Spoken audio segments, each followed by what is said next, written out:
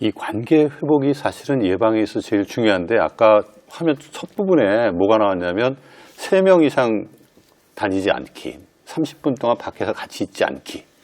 관계를 단절시키는 거거든요, 사실은. 그렇지. 그게 예방 효과가 있을까라는 생각을 했는데 거의 코로나 오히려 사태 때문에 나온 경우. 건강한 그 공동체 활동들, 봉사 활동을 강조한다든지 또 스포츠 활동을 통해서 팀워크 같은 것들을 통해서 서로를 좀 이렇게 배려하는 것들을 경험하게 한다든지 이런 것들이 더 효과가 있고 이게 방관자가 되지 않고 방어자가 되도록 하는데 더 의미가 있지 않을까 저는 그렇게 생각을 했습니다. 그러니까요. 이렇게 하는 그 프로그램들을 보면 고개를 좀 갸우뚱하게 하는 것들이 너무 이게 효과가 있을까? 좀 이런 많이 생각이. 있긴 있는데 어쨌거나 뭔가 그래도 액션을 보이려고 좀 노력하는 모습이라는 생각은 들지만 좀 더 고민이 좀 필요하지 않을까라는 생각이 드는데. 그리고 이제 피해자의 어떤 심리적 트라우마를 좀 도와주기 위한 전문적 상담이나 치유 프로그램들이 운영되는 게 필요한데 그렇지 못하다 이런 또 지적이 있거든요. 현재 상황이 어떤지 좀 궁금합니다. 김영구 의원님 어떨까요? 학교폭력 피해 트라우마는 지금 말씀하신 것처럼 조기에 충분히 심층적으로 치유하고 교육을 하면 해소될 수 있는 문제긴 합니다. 근데 안타까운 거는 이렇게 조기에 치료되고 교육받을 수 있는 전담 기관들이 많이 부족한 현실입니다. 교육부에서 운영하고 있는 전담 지원센터도 기숙형이 한 군데, 그 다음에 주간형이 3군데 정도가 되어 있어서 더 많이 확대돼서 가까운 곳에서 좀 트라우마를 해소할 수 있고 극복할 수 있는 도움이 필요할 것 같습니다. 제가 조금 예. 말씀을 드리면요.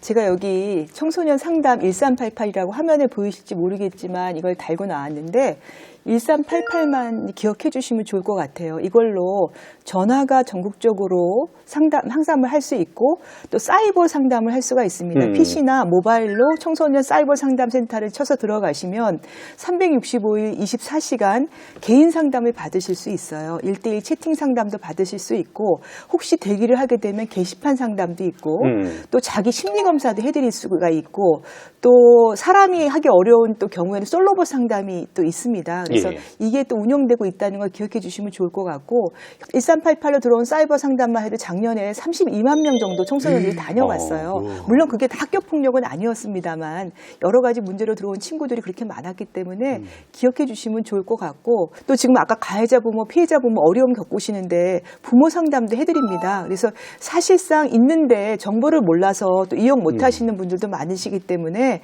사실 또 찾아가서 이렇게 하는 것도 있는 곳을 활용하는 것도 저는 중요하다고 봅니다. 가해자와 피해자 그 치유 기관을 설명하는데 제가 너무 깜짝 놀란 게 뭐냐면 실질적으로 치유할 수 있는 그 센터 수를 말씀을 하셨는데 가해자가 7,000, 피해자가 1, 실제적으로 이렇게 말씀을 하셨어요. 그래서 어떻게 그럴 수가 너무 깜짝 놀랐거든요.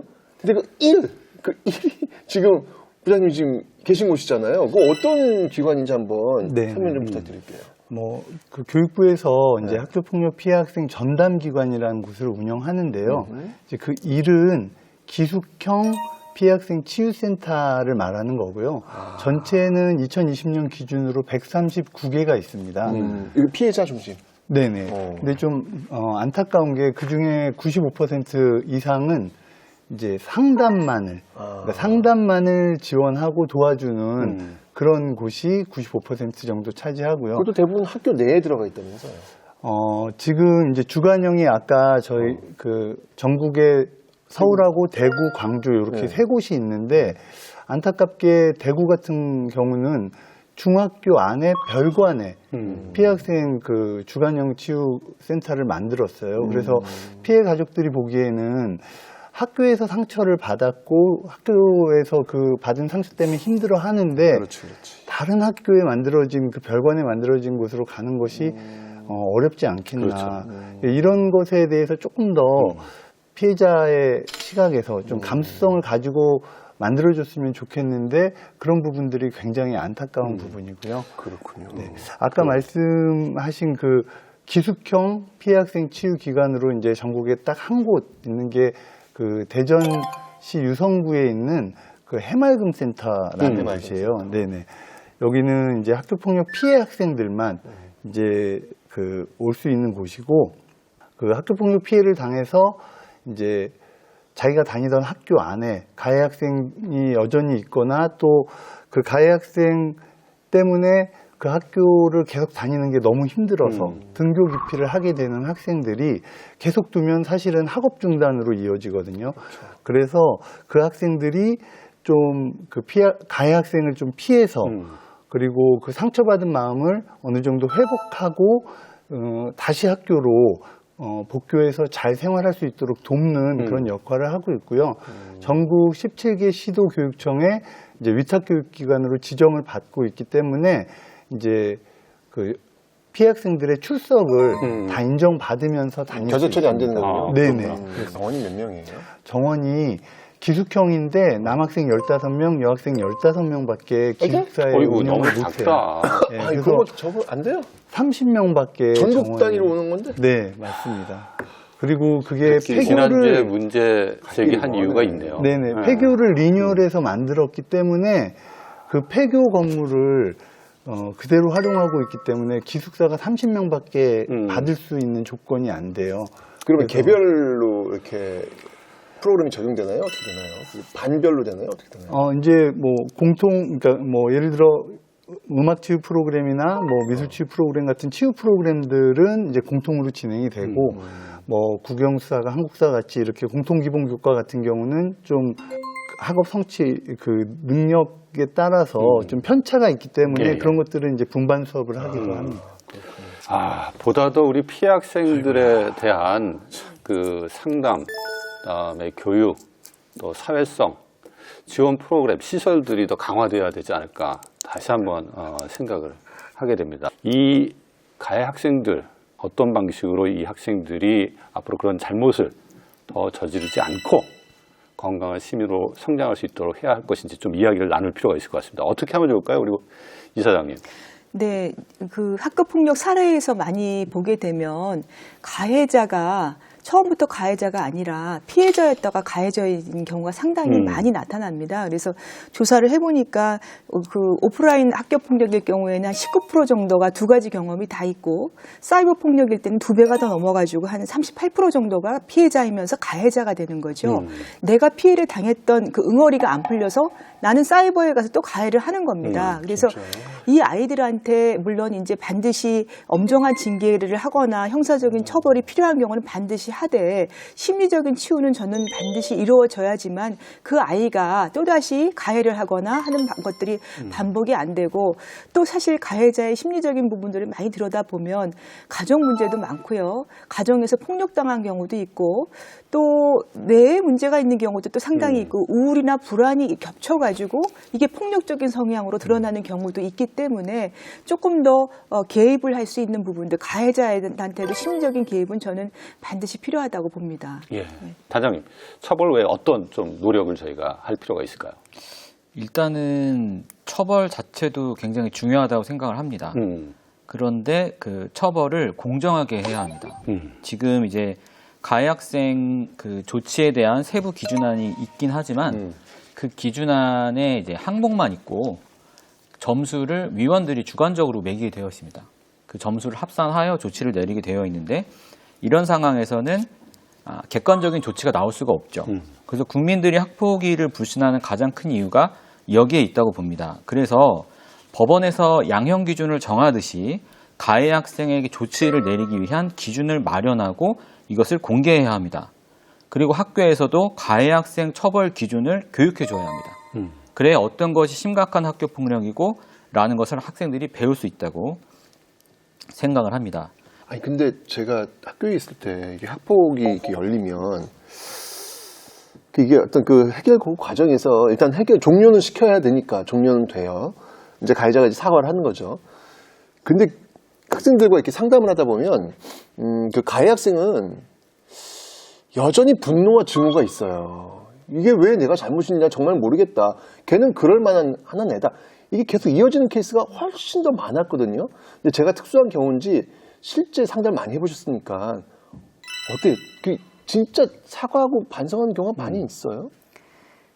그런 경우도 있는데요. 네. 그 그런 경우도 있는데요. 그런 경우도 있는데 실제로는 말씀하신 것처럼 가해자들도 내가 왜 가해자인지 모르겠다. 너무 억울하다 얘기를 하기도 하고요.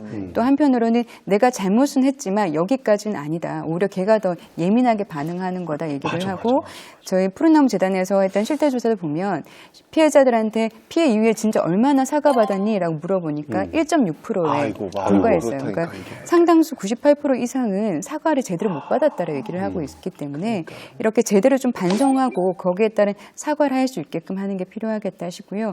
조치사항으로는 가해자 조치가 1호가 서면 사과예요. 많이 내리지만 그쵸, 그쵸. 문제는 서면 사과 이후에 사과문을 봤는데 이거는 사과가 아니다. 오히려 내 탓을 하고 있다. 전혀 반성의 기미가 없다라고 하는 진정성이 없다라고 하는 부분도 많아서 진심 어린 반성과 사과 이후에 이런 그 절차들이 이루어질 수 있게끔 하는 게 필요하겠습니다. 사과가 매우 중요합니다. 그런데 이 진정한 사과가 어렵습니다. 어려운데 노력을 하면 할 수는 있습니다. 어떻게 해야 되느냐면 일단은 조사가 굉장히 중요하다고 말씀드렸는데 이 사안이 굉장히 깊이 있게 조사가 돼서 그 진실이 공유가 되어야 됩니다. 예를 들어서 어떤 사례가 있냐면 이제 어떤 여자애가 아이들이 나를 공격했기 때문에 학교폭력으로 신고를 했어요. 그럼 이걸 깊이 있게 조사하면 어떻게 된 일이냐? 얘랑 친한 다른 아이가 얘한테 앙심을 품고 얘가 뒷담화했던 걸 퍼뜨린 거죠. 굉장히 많이 일어나는 종류의 학교폭력이거든요. 네. 그러면 이 아이와의 관계도 봐야 되죠. 원래 친해서 친구. 그리고 그거를 퍼뜨린 아이. 그리고 그 아이가 욕을 했던 아이가 누구누구인지를 다 봐야 됩니다. 이렇게 다 하려면 굉장히 오래 걸리죠. 한 달 정도 걸렸습니다. 그러면 그거를 다 조사해서 누구의 잘잘못인지가 다 공유가 되고 나면 더 이상 아이들이 이제 거짓말을 할 필요가 없어지는 거예요. 왜냐하면 이미 다 공유가 됐기 때문에. 그 상황에서 사과를 하라고 해야 됩니다. 그 상황에서 사과를 해라고 하면 이제는 아이들이 누구의 잘잘못인지를 알기 때문에 진심으로 사과할 수 있게 됩니다. 그 경우에 이제 사실관계를 파악을 하고 그것에 기반해서 가해자가 피해자한테 진심 어린 사과를 하고 이제 화해할 수 있도록 우리가 도와줘야 되는데 이게 이제 어떻게 보면 피해자, 가해자 개인한테 이렇게 맡겨둘 일은 아닌 것 같거든요. 네. 약간 좀 이 사과와 이 화해를 약간 도와줄 수 있는 제도나 시스템 이런 것들이 있으면 어떨까라는 생각도 해보는데 그런 건 현재 없나요? 현재 교육부의 절차상 들어와 있는 것은 관계회복 프로그램이라는 것이 있습니다. 그런데 이 관계회복 프로그램은 현재 조금 제가 애매하다고 생각하는 것은 이것이 학교장 종결 이전에 하는 것인지, 그러니까 관계회복이 되면 종결을 한다는 의미로 들어간 것인지, 아니면 이미 종결이 된 아이들 사이에 그 사후에 관계회복을 하는 것인지가 규명되어 있지가 않습니다. 그래서 이 부분이 좀 분명치 않다라고 생각을 합니다. 이 연구원님 어떻습니까 지금? 네, 지금 그 단장님 말씀하신 관계회복도 있고 또 분쟁조정이라는 조정의 절차가 있습니다. 분쟁조정은 학교폭력 예방 및 대책에 관한 법률에 따라서 들어가게 되는 조정 절차인데요. 주로 이제 심의위에서 조정을 좀 맡아서 하게 됩니다. 그런데 이럴 경우에는 단서가 피가해 당사자들뿐만 아니라 보호자들의 동의에 걸쳐서 진행하게 돼서 일각이라도 동의하지 않으면 진행할 수 없는 절차이기도 합니다. 따라서 좀 더 용이하게 화해하고 조정할 수 있는 기회들을 주는 거는 필요할 것 같습니다. 근데 또 한 번 이제 학교 현장을 이렇게 또 이렇게 얘기를 하면 이렇게 학교에 끝났어요. 끝나면 이제 선생님들은 또 다른 일을 해야 되거든요. 그러니까 분명히 그 학폭에 들어갔던 가해자 피해자들을 지속적으로 좀 케어를 좀 해줘야 되는데 이게 실질적으로 참 쉽지가 않은 그런 상황이란 말이죠. 단장님은 어떻게 또 대응방안이 좀 있을까요? 일단은 계속 그 학생을 지도하려면 담임교사가 해야 합니다. 담임교사의 역할이라고 생각합니다. 우리 단장님이 담임교사 그거는 힘들다고요. 해야죠. 근데. 힘들지만 네. 해야 됩니다. 맞습니다. 근데 네. 학교에서는 그럴 수밖에 없습니다. 일단은 뭔가 문제가 생겼고 네. 그 학생이 조치를 받으면 일단 책임이 담임교사에게 돌아갑니다. 맞아요. 누가 말을 하지 않아도 그러니까. 신경 쓸 수밖에 없고 그 담임교사가 지속적으로 관심을 가지고 지도를 해줘야 하는데 저는 한번 두 가지로 생각을 해봤어요. 만약에 그 학생이 좀 이 사건에 대해서 반성하는 아이가 있어요. 이게 이 조치를 받아서 반성해서 좀 변화되는 아이가 있습니다. 그런 아이들은 죄인 취급할 필요는 없겠죠. 네. 오히려 그 학생에는 좀 더 잘할 수 있도록 학급 안에서 좀 역할을 주는 기회를 주고 그래야죠. 반대의 경우가 있습니다. 그걸 마치 좀 이렇게 훈장처럼 생각을 하고 더 이렇게 안타깝지만 안 좋은 방향으로 가는 친구들도 있는데 그런 친구는 이제 엄격하게 봐야 되겠죠. 아주 작은 신호라도 캐치를 해서 보다 더 엄격하게, 그러니까 뭐 가중 처벌이라고 해야 될지 모르겠으나 어쨌든 그렇게 지도를 해야 한다라고 생각을 합니다. 어떤 분들이 이제 학교 폭력 이후에 이제 가해자, 피해자가 어떻게 생활하고 있는지 이런 것들 추적 조사해서 그걸 자료로 좀 만들어 교육할 필요가 있다. 그 경계심을 좀 높이기 위한 하나의 방안으로 말씀을 하시는 것 같은데 이런 제안에 대해서는 어떻게 생각하시는지 궁금하거든요. 이사장님 어떻게 네. 생각하십니까? 뭐 일단 이런 식으로 경각심을 갖게 하기 위해서 그 심층적인 어떤 종단 연구를 하는 건 좋을 것 같습니다. 이 아이들이 어떤 심리적인 개입 또는 도움을 받았을 때 말하자면 마치 해맑음 센터에 들어가서 그러면 치유받은 아이들은 얼마나 효과가 있었을까 살아가는데 그러니까 이 트라우마라는 게 장기간 지속되기 때문에 우리가 10년 동안 자르고 보면 1년 동안 괜찮다가 또 재발될 수 있거든요.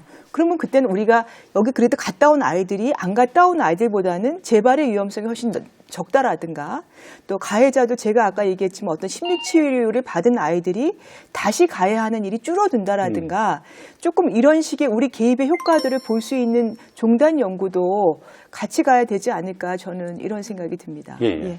단장님 어떻게 생각하십니까? 이 우리나라 자체에 이런 연구들이 좀 더 많아졌으면 좋겠어요. 저희가 이제 학교 폭력을 연구를 하다 보면 어쩔 수 없이 외국의 사례를 많이 참고하게 되는데 그것이 이제 한국만의 독자적인 연구가 충분치가 않습니다. 충분치가 않은데 이제 인문학을 하시는 분들은 아시겠지만 하나의 가설도 굉장히 여러 번 검증을 해야 되잖아요. 특히 인문학은. 그래서 이 학교 폭력 문제에 한국 사회에 적당한 그런 연구를 많이 해야 하고 그것을 교육부가 주도해야 한다라고 생각을 합니다. 근데 어쨌거나 우리 앞에 차에서 언뜻 학교 폭력에 있어서 우리는 방관자가 되어서는 안 되고 방어자의 어떤 그 위치에 서야 된다라는 얘기를 했는데 고기님은 조금만 더 뭔가 느낌이 오다가 말았거든요. 그걸 조금만 더 좀 잘 설명 좀 해주시죠.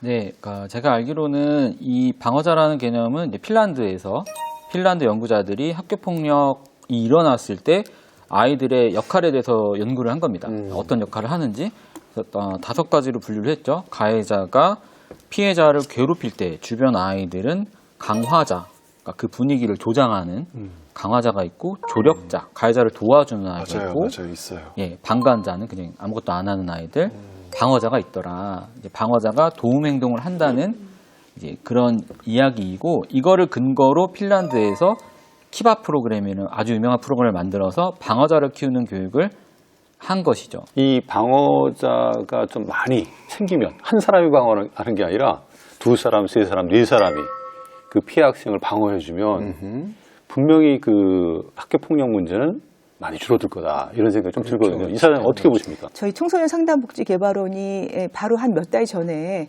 청소년 한 800여 명 대상으로 직접 학교 폭력 경험이 있는 아이들 또 피해자가 된 아이들 중에 인터뷰를 했어요. 그래서 이제 방어자 대기가 직접 학교 폭력을 하면서 대단한 행동을 한 것이 아니었어요. 그냥 어떤 거냐 하면 학교 폭력을 당했는데 그 당시는 얘는 아무것도 못했어요. 근데 다음날 가서 너 괜찮니?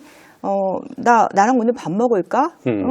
내가 너랑 좀 같이 있어줄까? 너 뭐 힘드니? 뭐 이렇게 말을 걸어준 거예요. 그때 얘가 어떤 유언을 느꼈냐면 내가 학교 폭력을 당하고 있었는데 내가 잘못해서 친구들이 나를 지지 안 해주고 혹시 내한테 뭐가 약점이 있어서 그럴까 봐 친구들이 나를 우습게 볼까 봐 걱정했는데 너무나 큰 위로를 받았다는 거예요.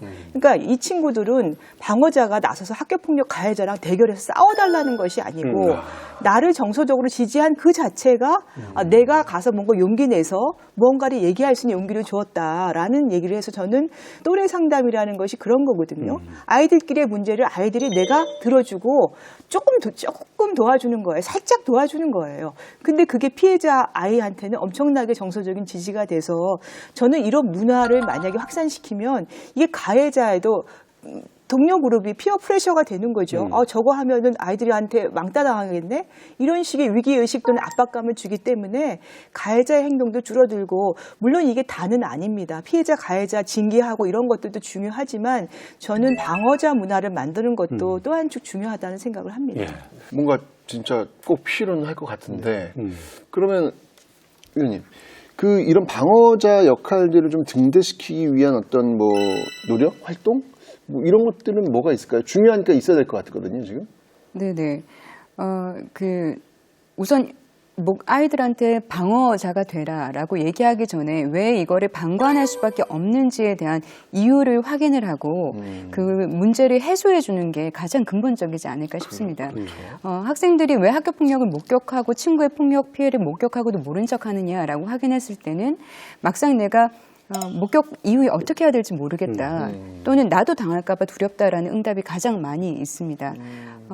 이럴 경우에 실제로 아이들한테 무조건 신고해야 된다. 왜 신고 안 하냐라는 죄책감을 심어주는 어떤 일시적인 외침보다는 이렇게 이야기를 해도 네가 신고를 해도 보호받을 수 있다라는 신뢰로운 안전한 환경을 제공해주고, 그리고 구체적으로 어떻게 목격 이후에 행동을 하면 되는지 행동 지침을 정말 그 몸에 체득할 수 있는 기회들을 제공하는 게 더 필요하지 않을까 싶습니다. 예. 2주에 걸쳐서 저희가 이제 학교 폭력에 대해서 다양하게 이야기를 나눴는데 여전히 예방과 대책에 있어 아쉬움이 있는 게 사실인 것 같습니다. 마지막으로 간단하게 이 예방과 대책과 관련해서 정책적으로 무엇이 좀 보완되어야 되는지, 어떤 지원이 더 필요한지 간단하게 말씀 부탁드리겠습니다. 이사장님. 네. 저는 먼저 피해자들에 대한 치유는 아무리 강조해도 지나치지 않다고 생각을 합니다. 그래서 학교를 중심으로 해서 지역사회에 있는 다양한 청소년 상담 복지센터라든가 아까 얘기한 청소년 상담 신고 전화라든가 또 경찰이라든가 이런 부분들이 지역사회가 연계를 튼튼하게 해서 견고하게 빠짐없이 해가지고 우리 위기 청소년들을 지원하는 게 또한 중요할 것 같고, 또 학교 교실 문화를 바꾸기 위해서는 친구의 인권을 같이 지켜주는 것, 또래 친구들의 인권을 지켜주는 이런 문화가 확산되면 확실하게 학교 폭력이 감소할 거라고 또한 생각이 듭니다. 학교 폭력 사안이 일어났을 때 진실을 찾아주고 화해를 모색하는 것이 학교 폭력 해결 모델이 되어야 한다고 생각을 합니다. 거기서 그치지 않고 학교 폭력이 일어났다면 그 일어난 학급과 학교를 평화롭게 만들기 위한 학급과 학교의 구조를 바꿀 수 있도록 관점을 전환해야 한다고 생각을 합니다. 이를 위해서는 경미한 학교 폭력 사안에 대해 교사가 개입하고 조사 중재할 수 있는 법적 권한과 제도 절차를 마련해야 합니다. 이렇게 정책과 제도를 대전환하지 않는다면 같은 이야기, 같은 실수가 반복될 것이라고 생각을 합니다. 학교 폭력 앞서서 우리가 거듭 이제 예방에 대한 필요성들을 많이 얘기했는데, 예방을 위해서 지금 바뀌고 있는 트렌드를 발빠르게 확인을 해서 청소년들이 이게 폭력인지 몰라서 범죄인지 몰라서 연루되는 문제가 없을 수 있도록 잘 반영하는 그런 예방적인 조치가 필요하되, 지금 이제 코로나 상황이 되면서 작년부터는 그간에 오프라인으로 진행됐던 예방 프로그램들이 많이 축소될 수밖에 없었습니다. 그간에 빠르게 브랜디드형으로 많이 바뀌긴 했지만 좀 더 적극적으로 상황에 적합한 노력들이 또 필요할 것 같고요. 미투 사건이 저희에게도 준 이슈는 성인이 된 해소되지 않는 문제를 가지신 분들을 위한 지원도 필요합니다. 성인들을 위한 기존의 이전의 과거의 문제들도 해소할 수 있는 화해, 갈등 조정의 그런 노력들도 같이 되면 좋겠습니다. 제도는 만들어졌지만 이 제도가 잘 현장에서 제대로 시행되고 있는지에 대한 점검은 굉장히 좀 부족한 것 같아요. 그러니까 새롭게 만드는 것도 중요하지만 기존에 만들었던 것들이 잘 지켜지고 있는지 모니터링하고, 그리고 잘못되고 있거나 지켜지지 않고 있다라고 한다면 그것에 대한 페널티도 분명히 줘야 된다고 생각합니다. 물론 이 학교 폭력에 대한 어떤 미시적인 어떤 접근들 이런 것들이 정말 필요하겠지만, 학교가 어떤 공간인지에 대한 근본적인 질문을 던지고 거기에 대한 답을 얻으면 저는 이게 철학의 문제라는 생각이 드는 것이죠. 이 학교 폭력, 어떻게 보면은 우리가 지금 학생들을 학교 폭력으로 내모는 시스템을 만들어 놓고 학교 폭력 문제를 우리가 지금 논하고 있는 것은 아닌지에 대한 어떤 반성부터 좀 시작해 봐야 되지 않나라는 그런 생각을 해봤습니다. 예. 학교 폭력은 피해자뿐만 아니라 가해자 모두에게 인생에 있어서 다른 형태이긴 하지만 심각한 상처를 남기는 사건입니다. 누가 우리 학생들에게 이러한 상처를 남기고 있을까요? 저는 더불어 사는 삶보다는 자기중심, 자기 이해를 강조하는, 그리고 함께 협력하는 것보다 경쟁을 또 강조하는 우리 사회가 숨어있는 주범이 아닌가 이런 생각이 듭니다.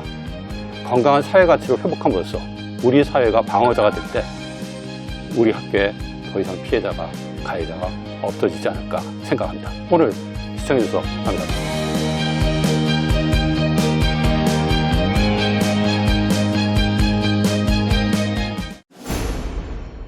저는 너무 보죠.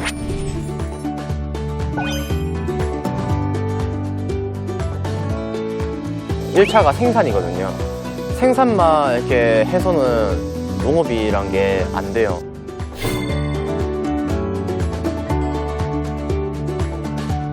드셔보실래요?